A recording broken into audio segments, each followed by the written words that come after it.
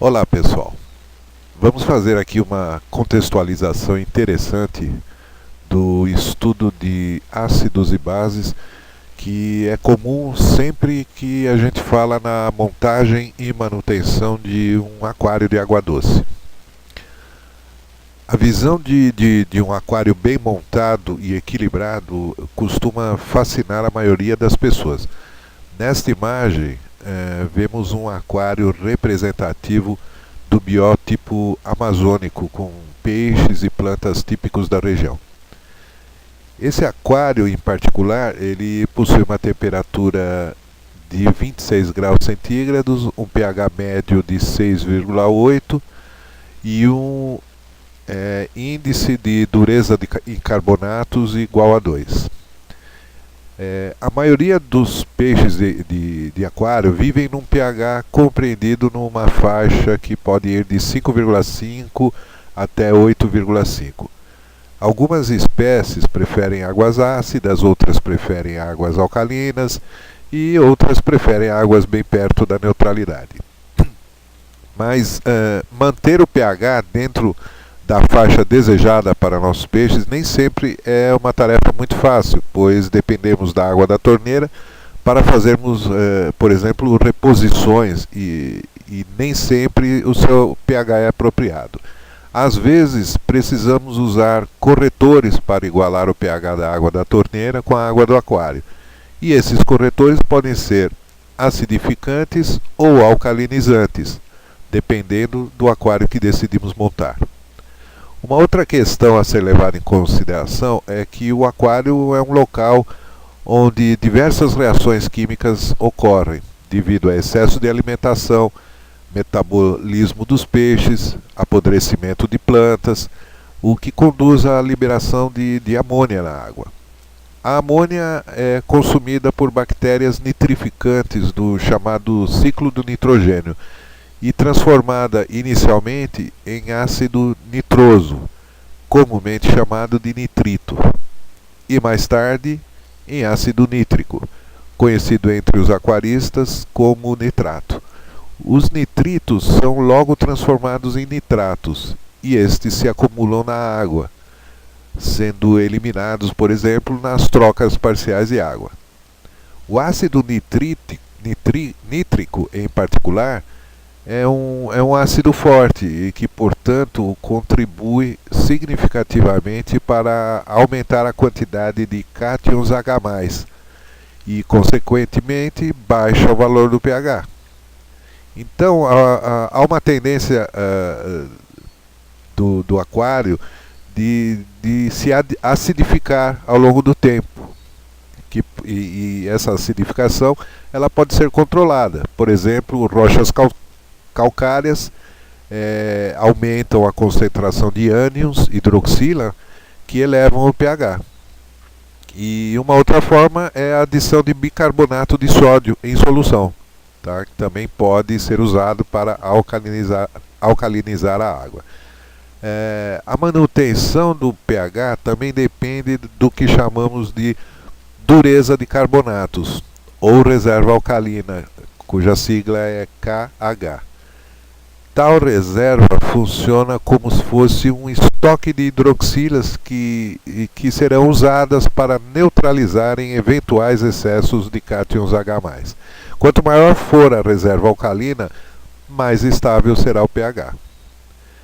Tanto o pH quanto a reserva alcalina podem e devem ser monitorados periodicamente para que se garanta aos organismos aquáticos um ambiente compatível com o de seu habitat.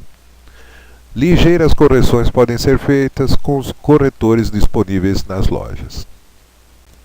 Infelizmente, o aquarista iniciante não tem esse conhecimento e é comum que na montagem do seu primeiro aquário tenha o impulso de fazê-lo unicamente pela beleza dos peixes.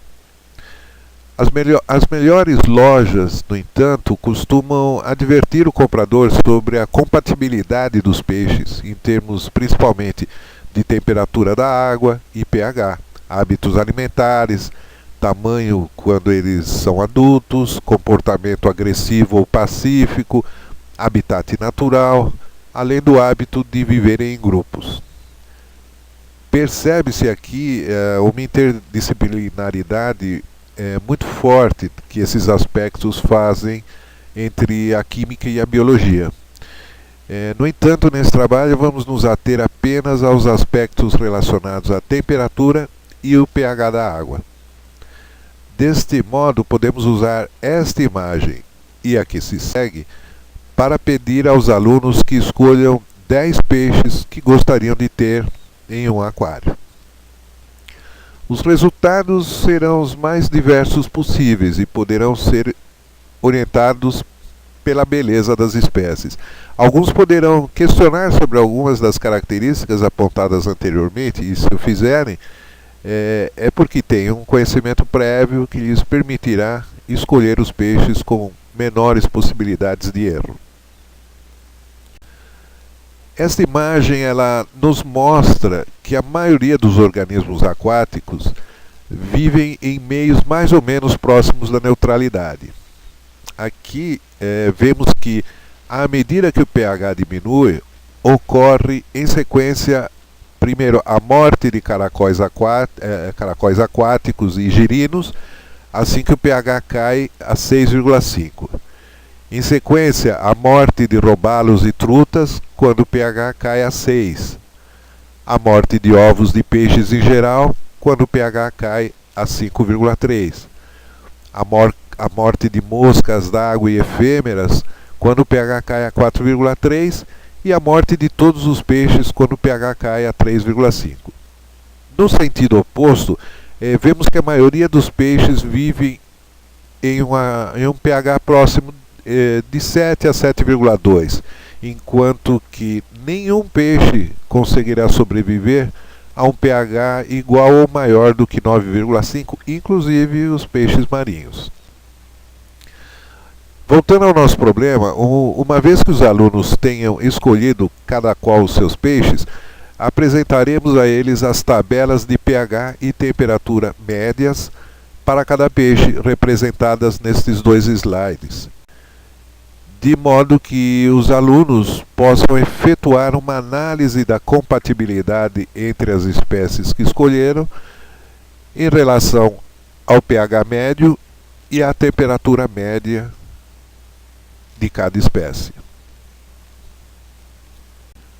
Uma possível escolha pode ser a que vemos nesta imagem.